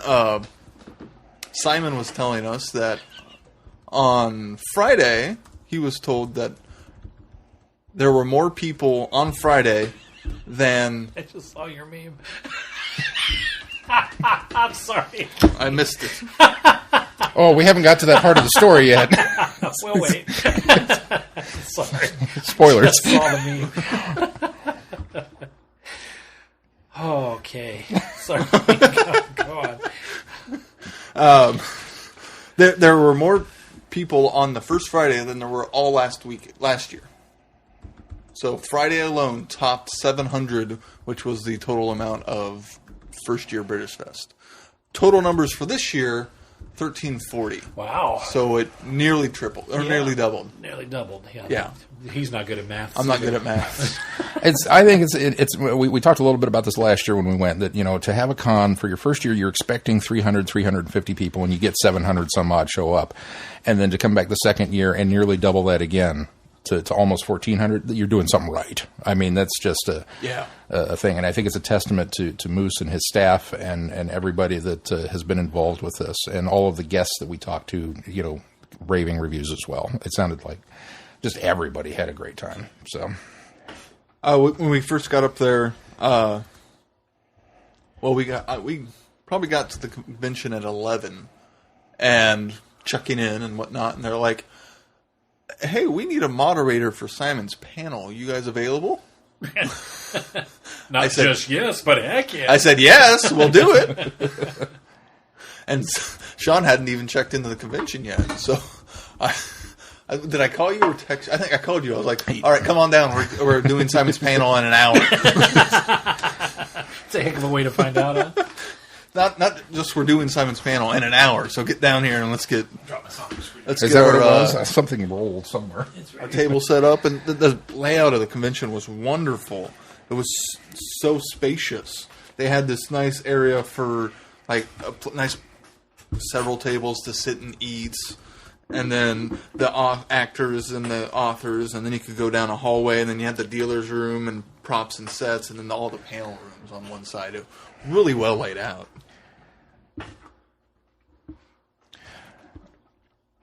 And the Mid-America Center is, we can't decide. We think it's a very new... It seems like a very new venue. It has that new venue smell to it. But it's a beautiful center, and it's nice that carpet's it's still looking at the map. It plush. does have a good setup. Yeah. Yeah, the carpet's cushy. So it has to be pretty It hasn't new. Been treaded on very exactly. well. It's not trampled down. But I think that was definitely a benefit to him as well. It was, as well put together was, and the venue's very nice.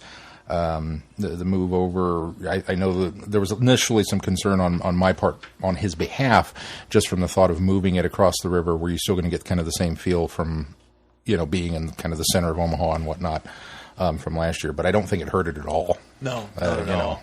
People were quite happy, and there's still some beautiful scenery around the area too. Yeah, the only downside is there's beautiful B-roll. Beautiful scenery. Didn't you hear B-roll? Yeah, we got that B-roll. I almost thought he was going to say bean footage or something.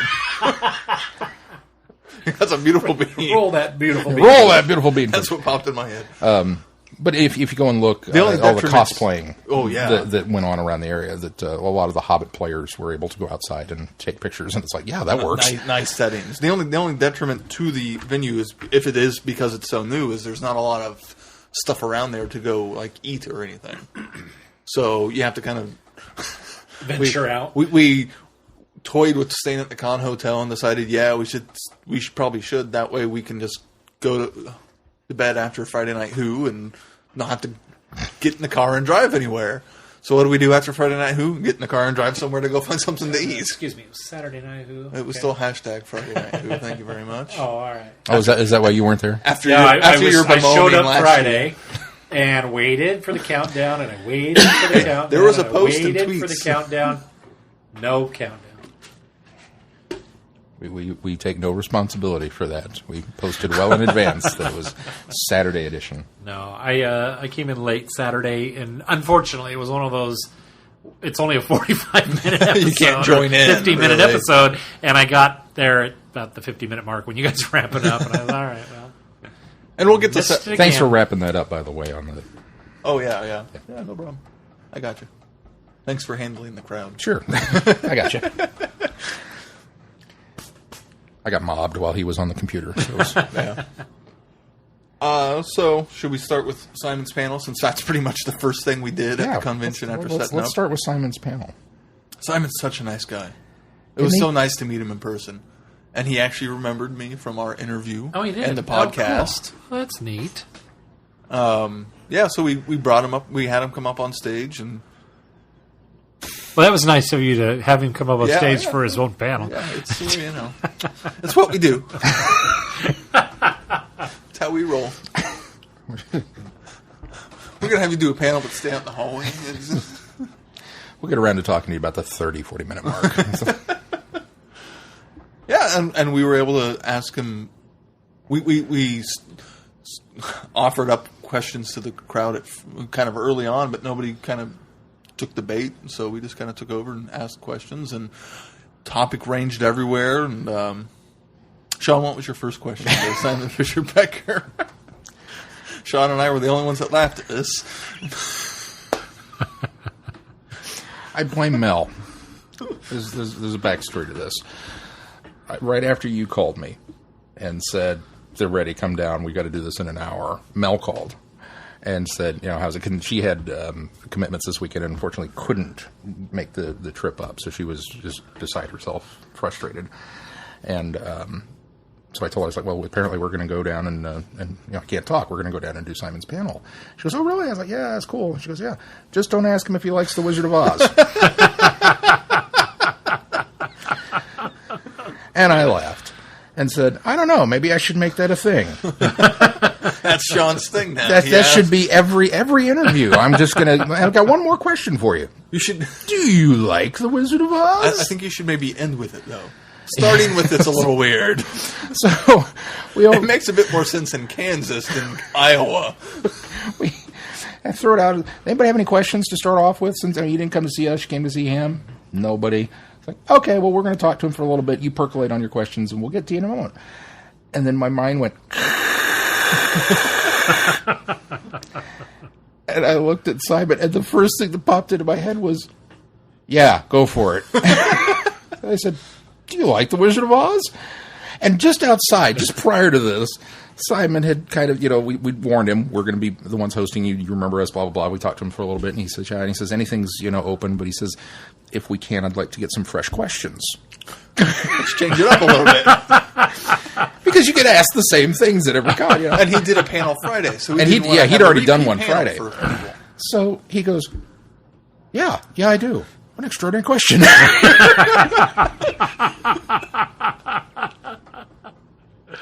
And the crowd kind of went, okay. Not your crowd. Keith died. He just started, and I felt really bad because it was like, oh, God, I've embarrassed him again. I just didn't expect it. And then I had to explain that that's a joke for our listeners, guys. They'll get that one. Then the week kind of went into more proper interview. And he told some wonderful stories. He did. It's fascinating to listen to him talk about all the stuff he's done and getting into the business and everything. And it took a while to get to Who, actually, in the interview. He got to Harry Potter before we got to Who, I think, if I remember correctly. But you guys said there was quite a Harry Potter presence there over the weekend. Yeah. So. And there was a couple of people asked him about Harry Potter from the audience, too. So, which was interesting. I didn't realize this. He talked a little bit about Harry Potter and the fact that he when he was cast as the Fat Friar, the Hufflepuff Ghost, it was a 12-week commitment. And he was assigned his own driver from Warner Brothers. Dennis, was that the guy? I think that's exactly. Dennis came and picked him up and chauffeured him to the studio every day and all this kind of stuff. And it was 12 weeks because at the same time that they were shooting this, John Cleese was doing Bond, where he was taking over as Q. And so, of course, anytime Bond called, they shut down production on Harry Potter. Bond takes precedence. Because Bond takes precedence, so Cleese would run off to go do that. Well, and they filmed their stuff for the first 4 movies in that 12 weeks. But he said they filmed everything. Everything that's in the books that deals with the ghosts was filmed, including the Death Day party and this, that, and the other thing. And he says it was all there. And he says, and then I told everybody, I'm going to be in Harry Potter. I'm going to be this, blah, blah, blah, blah. And he says, we went to the premiere, and he says, I'm in that one shot. He says, my name is on screen in the credits longer than I'm in the movie. And I went home and had a good cry over it, and, that was that. Well, it got me to thinking. It was like, well, if they filmed this stuff, surely it's a bonus feature somewhere. And I went rushing home and got the DVDs out, and I can't find it anywhere. It's on the cutting room floor. You would think that... And that's one of the things he talked about is, in his beginning of his career, so much of it was his stuff wound up on the cutting room floor. He was in a ton of things. That he started listing things off, and it's like, I didn't know you were in that. Well, I'm not. I got cut from it. Which was kind of sad and rather unfortunate because Simon's so cool. And he has a great humor about himself, because he also talked about getting the role of Dorium and how they were looking for a roly-poly actor, and he was, all right, me and 3 other guys I know, and that's we got a good working relationship with these guys, and a very good humor of, he said he worked for ad agency for a while called the Uglies, and the tagline was, you don't have to be ugly to work here, but it doesn't hurt. So he had such a great humor, almost self-deprecating humor about himself that really helped him come across as even more humble than I. Yeah. Well, and I'm sorry, you met Simon. Simon is not ugly. I have met some ugly people in my life, and I don't think Simon's in the same ballpark. No, not at all. So the fact that he, gave me hope that I could go be an actor. I'm gonna go look for the local Uglies chapter and sign up, because if he can do it, because he's not ugly, so I certainly have a shot at this. But it was, and the crowd was really into it. I think he was a little surprised at the size of the crowd. Yeah, he made comments later that he did not expect the room to get that full. I think he said that he looked up at one point and was kind of taken aback by how full it was. Because it was standing room only. They were lining the hall around what did we calculate? I saw your pic. 4 pictures I saw from you this weekend. I saw your picture of people lining the hall for Simon. Yeah. No, that was for Timey-Wimey. Oh, that was Timey-Wimey. Yeah, that's right. But there was at least that many. There was more than that many people in the hall in the panel room, because that amount of people didn't even quite fill the panel room. Oh, wow. So it was at least 100. 160? Is that what we figured? I think At least 160. It's a math thing. I don't remember. I can't remember now. And I saw him. Let me see if I can find the other person who posted about that. I think it was Mike, actually. Yeah, Mike Horner from Timey-Wimey. But he had a full room. So that was absolutely full. And standing room only. He commented, I think, that his Friday panel he had about 50 or 70. I think is what it was. So he was quite surprised to come in there, and I'd like to think that was the us influence. Wait, Traveling Vortex is hosting? Well, we gotta go to this. We gotta go see this. Simon Fisher Becker, 70 people. Simon Fisher Becker plus Traveling Vortex, 200 people. That's obviously how that works. Mike Horner from Timey-Wimey counted 198 seats in the room. So 200 plus people, since they were standing along the walls. Cool. Very cool. But he was, and just thrilled to be able to talk with everybody, and it was such a good, despite the rocky start, such a good panel. And we were recording it. I had my little H4n out. We set it out there? Set it out, and right in front of him, it was going to be got his permission to do it? Clear audio. This is going to be great. Yeah, I am looking forward to hearing this audio recording you guys did of the panel. This is going to be great. Well, about that. Somewhere at about the 35, 38-minute mark, I looked over and noticed the little blinking light on the H4n and went, why is that? Oh, I know why that's blinking. And for those of you that don't know, the H4n is a very high-tech piece of machinery which the technological Neanderthal should not own. I I looked at it during the thing, saw it blinking. I thought, oh, that must mean it's recording. The timer is not going. Oh, Sean must know what he's doing. The non-technical Neanderthal should have known better. Trusted Sean. I was so starstruck by Simon Fisher-Becker. This is why you have to come with us to these things. I am Now I not know. to be trusted on my own. Now I know. You push the I button can't twice. leave you guys alone. Yeah, see, if you it does this cool little thing where you turn it on and it says hello, which is, just nice because that makes me feel user friendly, and then you push record. And you push record, you push record. That's recording, right? No, that means it's now primed. Standby. It's primed to record, but so I looked over and it was sitting there doing that, and I went, oh. And I thought about reaching in front of Keith and getting over to Simon and going ahead and tapping it a second time to record the last 10 minutes, and it's like, well, at this point, What's the point? At this point, why bother? So, how much did you spend on that, Sean? 300 almost, 200. Well spent. Yeah. we did get a...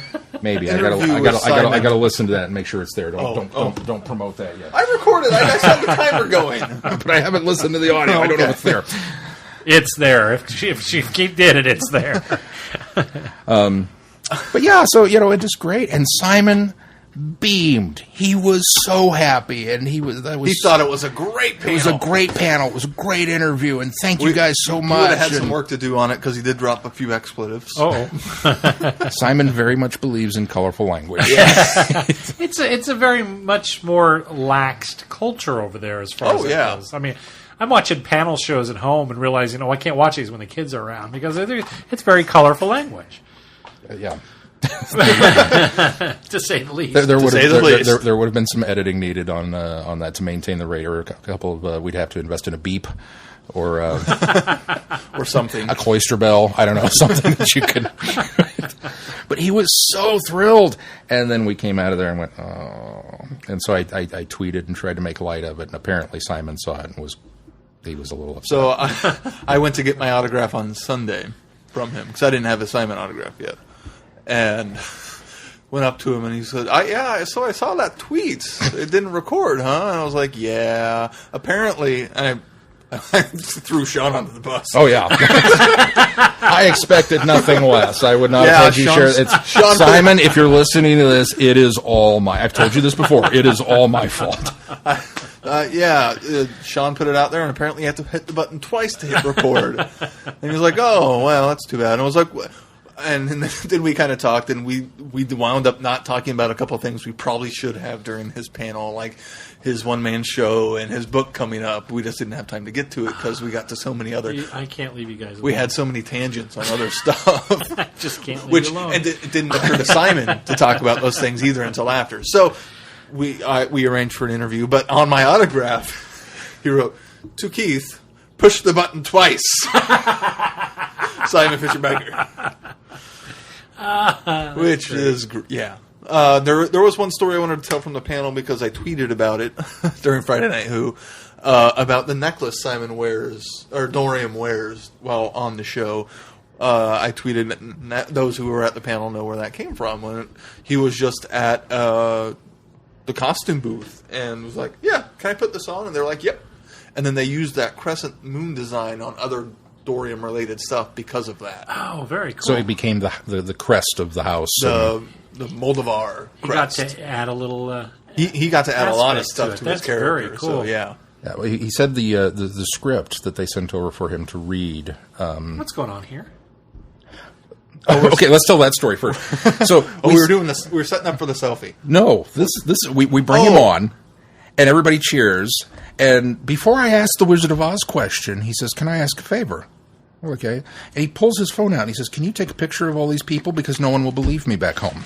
Well, he wanted video of people cheering because nobody would believe that they're cheering for him. So he wanted, in addition to pictures of the folk room, he wanted pictures of people applauding and cheering. So he, of course, notice he gives the phone. Monstrous phone. Notice he gives the phone to Keith. There's a flap. Oh, okay. There's So a like flap, a cover. Okay. Yeah. He noticed he wisely gave the phone to Keith, not knowing what we know. So Instinctually. as Keith is panning around the room, I'm in the background, getting people to cheer for Holler, him. yeah, But he comments, of course, because he's cut from all of this stuff, that he goes home and says, I'm going to be in this, I'm going to be in this, and then he's never in anything, and nobody believes him. And now he's They think he's telling stories. So then now he goes to conventions. He says those are real people, and nobody believes him. Showing up for his stuff. So he wanted proof that people were there, and that's why we were, But we don't have audio evidence for him. No. But he has video. Well, he has video. That's his camera. He's got that. But we don't have the audio. And in addition to the selfies that Sean and I took, we went ahead and took one with his camera. Yeah, at the end when we said we're going to take a selfie, everybody squeezed together. So everybody in the room kind of merged into the middle of the room, and we stood there. And Simon goes, "Can I get one on my camera too?" So Keith had his camera, and I had the selfie stick and the GoPro. And we did it, and then he pulled his camera out, and made everybody do it again. And his wasn't a format of a phone I'm used to. So, I don't know what we get everybody in there. Operating system it was. It's European. it was some British operating system that I went to hit the button. Oh nope, that just exited. We're in there. We're all smiling, and Keith goes boop, and it goes blank. And Simon goes, "You broke my bloody camera." That's the blimey operating system, because you do something and you go, "Oh, blimey!" I think I hit the Cascade menu where it shows the open apps and everything. I think that's what I hit, and then went to the menu. Oh, I thought there was nothing embarrassing on it. No, there wasn't. I was too more. Get back to the camera.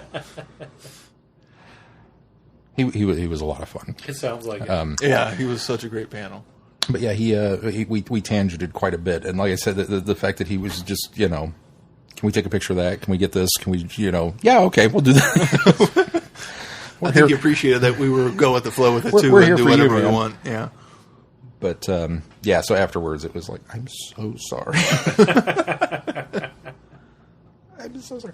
What was the other thing that he? The money. That's why I was going to tell that story. The script that they sent him described Dorium, and he says, "Large, fat, bald, blue man. Think Sydney Greenstreet."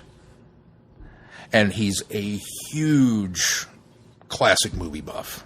He's pulling names out left and right, and even I was starting to struggle to keep up with him in some instances that he's referencing some of these things.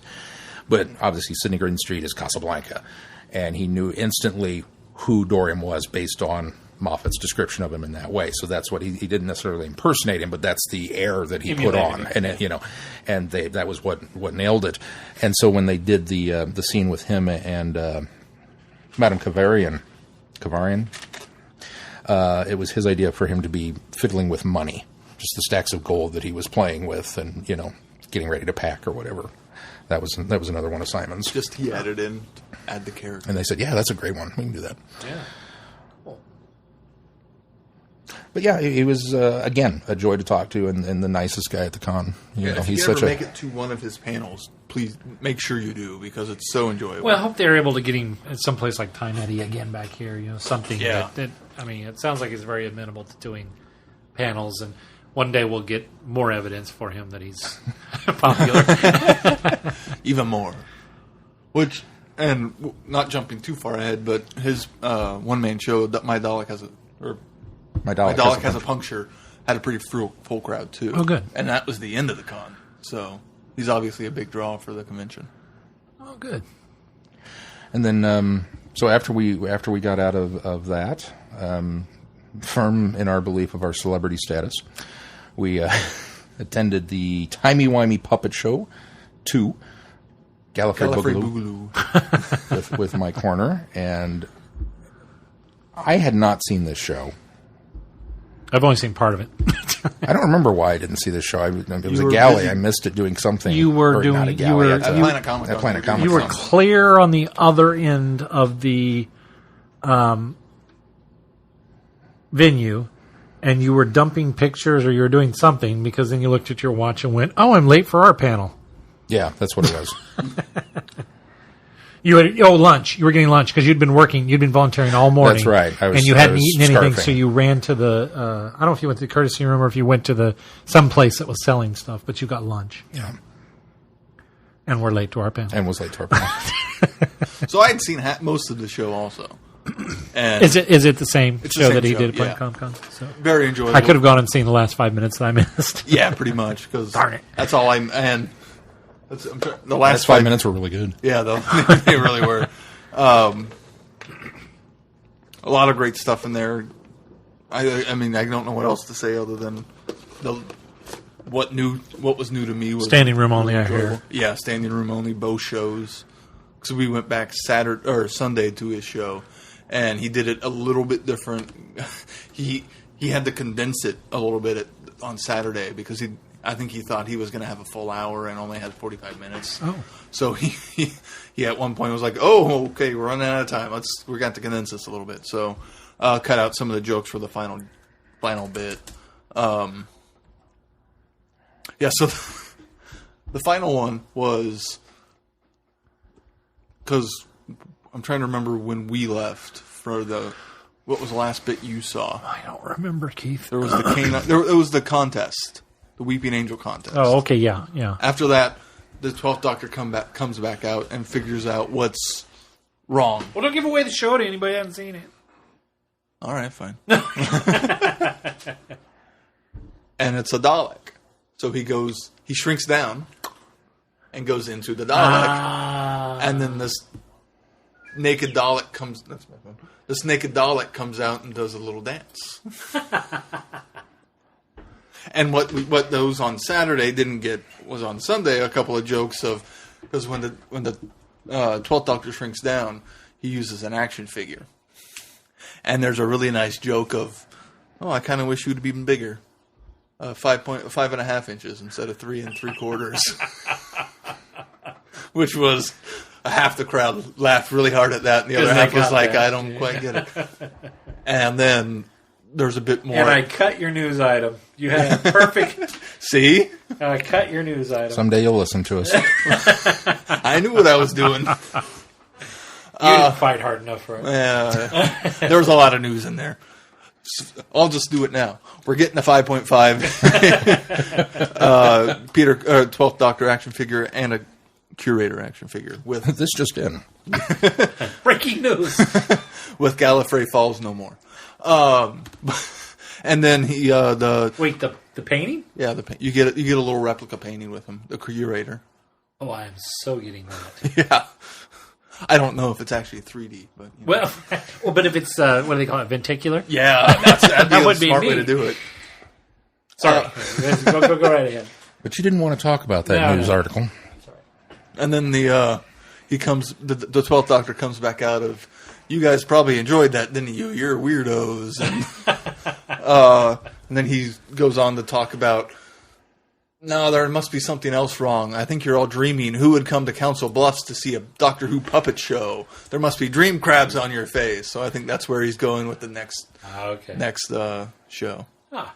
Sean, what did you think of the whole thing? Now, he'll be at Time Eddie, right? No, he won't. Oh, that's too bad. We talked to him before the show, and he unfortunately is going to be in Germany for work during Time Eddie. So, too bad. Which I thought that I knew this, but Keith was surprised. I didn't know. I thought it made sense that I didn't realize that. Maybe I didn't know this, but he's a professional puppeteer in Kansas City. That's what he does. I didn't know that. Yeah, I knew that. Actually, I knew that before we even ever saw him because I'd gone to his website when I'd seen some of his original stuff posted. The other thing he did on Sunday after the show was he gave a little behind the scenes while he tore down. So he took off the curtain and showed how the different puppets kind of worked and how he had things set up and how he was able to do certain things and previewed a puppet that he had just finished the weekend before of the 7th Doctor. Ooh. He's still working on the voice for the 7th Doctor. It's not quite right, but he's working on it. But he was able to take the puppet last week to Fan Expo Dallas, I think it was, where Sylvester was. And Sylvester was able to meet the puppet and shake its hand. And so that was really cool. And yeah, just really neat seeing the behind-the-scenes stuff. And he fielded some questions, too. Sorry, go ahead. What did you think of the puppet show? I thoroughly enjoyed it. I think he definitely...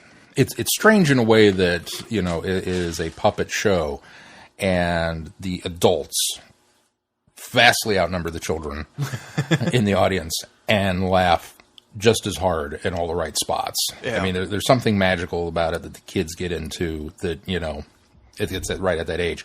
But then there's something that's equally as entertaining for the adults. And so it's just a wonderful experience. And if you ever get the chance to go see My Corner in anything with puppets, go. And apparently he's also doing a funny thing happened on the way to the Death Star. Yeah, apparently he's going to be doing that in Kansas City soon. So we might have to make a special trip over to check it out. They had a showing of that on Friday night. Right. Which unfortunately we missed because we didn't get up until Saturday. The other thing of, I think he had that at Planet Comic-Con. Yeah, he did. Friday. Yeah. I think the other major thing of note from the Sunday performance also, before we move on from the Time My Puppet Show, is somebody asked him if he had heard from the BBC about the puppet show. And he said he had not heard good or bad. Oh, good. So if they're aware of it, they're okay with it. If not, don't let them know, please.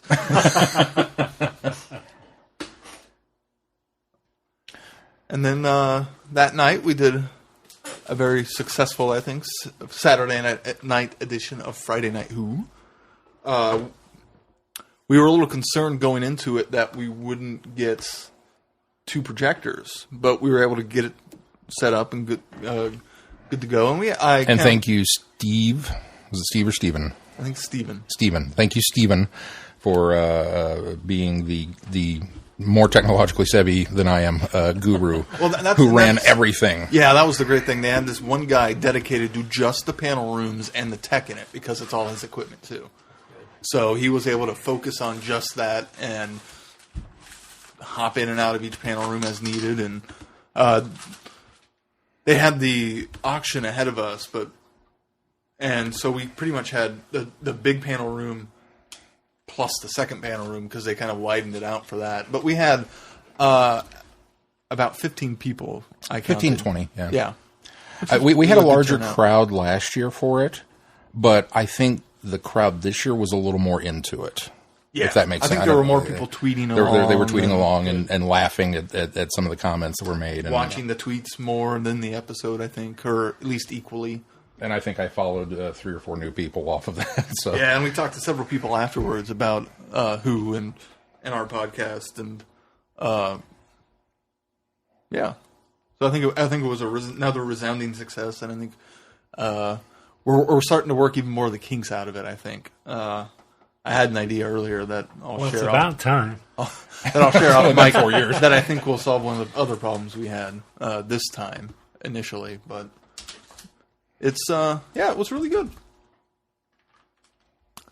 And then Sunday we ended the con with my Simon's show. My Dalek Has a Puncture, which is it's still he debuted it here, right? No, I don't think he did. I think he's done it in the UK. Has he been doing it in the UK? Yeah. Is this the US debut? Yeah, that might be. Could possibly that very be. well. Could be. I've seen a lot of press and publicity. Although he did in the UK, but I haven't seen anything here. Well, I won't say that because that might be in the interview that we got. Might be, assuming it's there. It was a very enjoyable one. It is a very enjoyable one man show. It is. He is basically kind of covering all of the questions that he gets asked. Kind of on a repetitive basis with the one-man show. A lot of it stems of how did you get into the industry? This one-man show it's going to be a 3-part story essentially. The first part is his childhood leading up to getting Doctor Who, and then part 2 will be Doctor Who, and then part 3 will be how his life has changed since Doctor Who. That's cool. Yeah, and so it's also in part with biography he's written. So there's a book that's going to be coming out this fall that you can pick up if you can't go to one of his one-man shows. And it covers his childhood and very interesting stuff. It's a bit one-man show comedy, a bit one-man show almost motivational speaking, where he's trying to inspire those and giving some sage advice from his experiences in life. Really enjoyable. There's a lot of great anecdotes he has in his show. Yeah, it was a lot of fun. And again, Simon is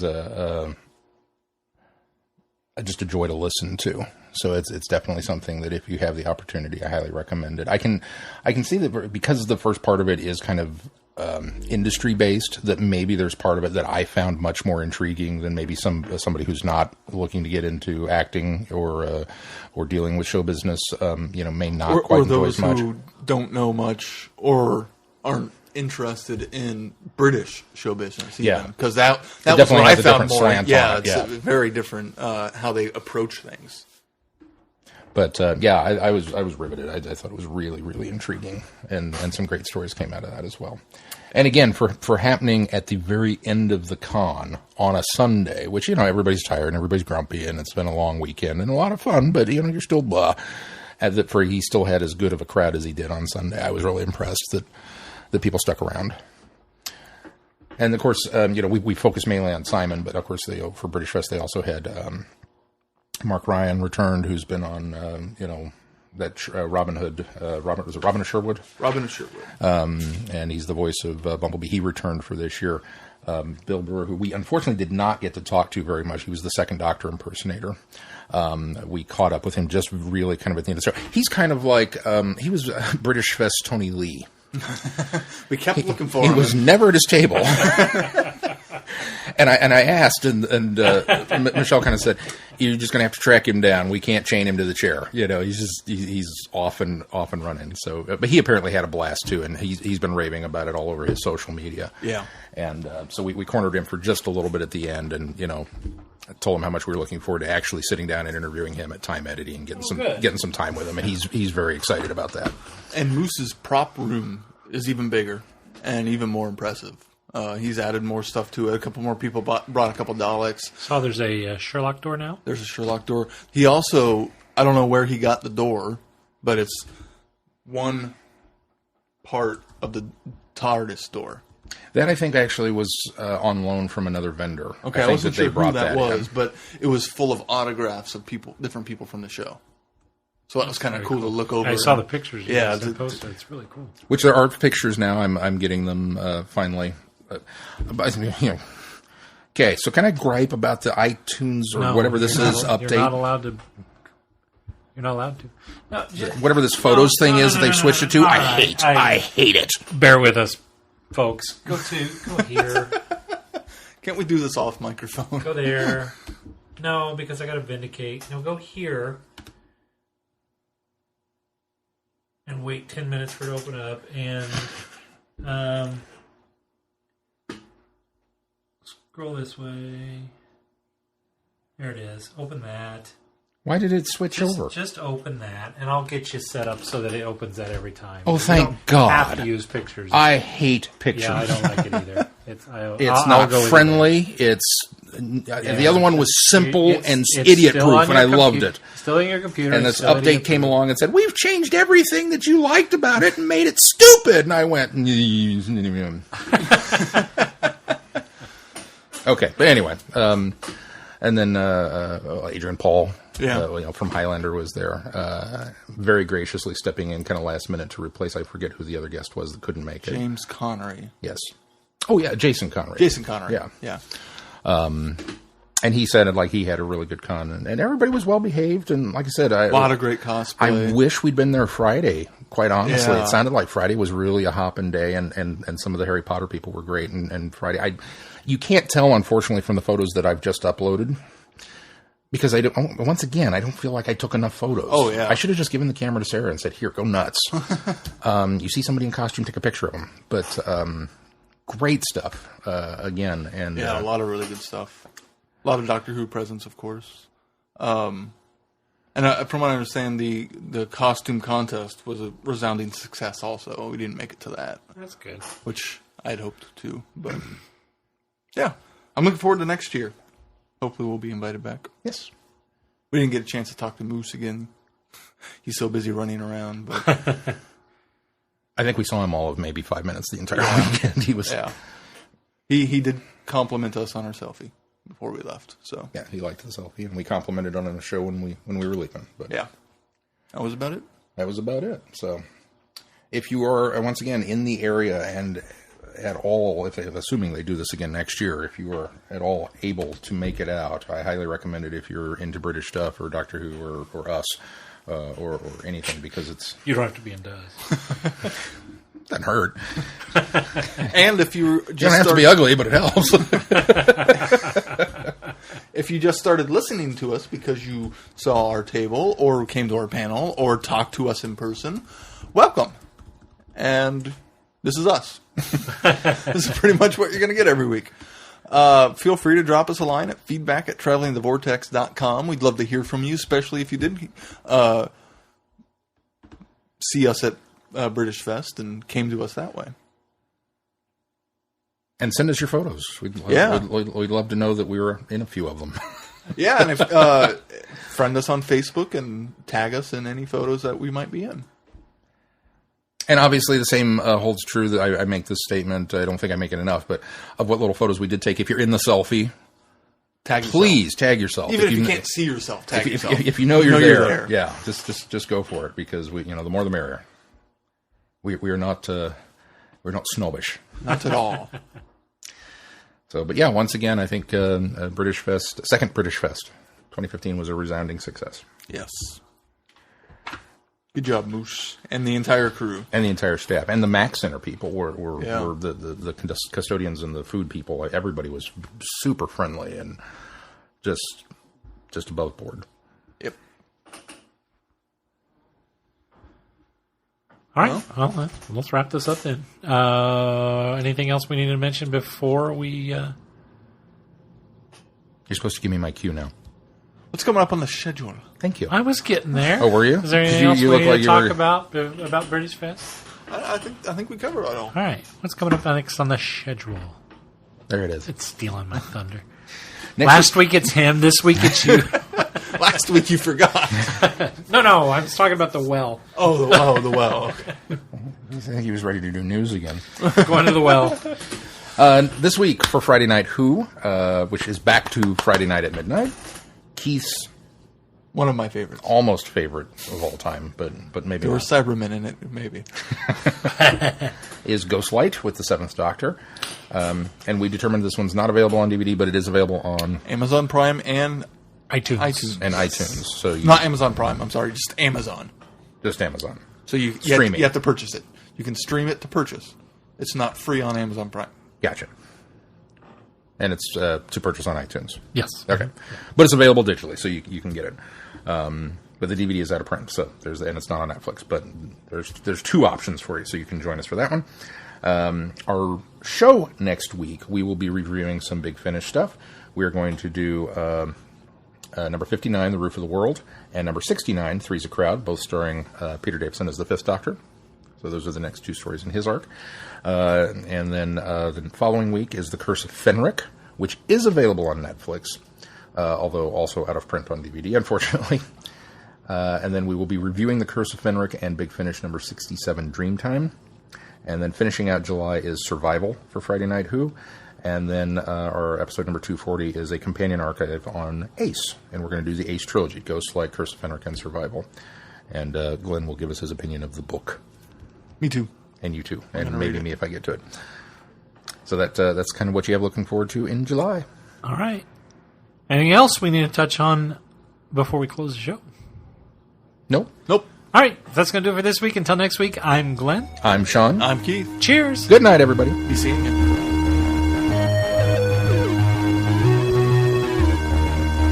You have been listening to Traveling the Vortex. Doctor Who and all of its associated programs are owned and trademarked by the BBC. No infringement is intended or implied.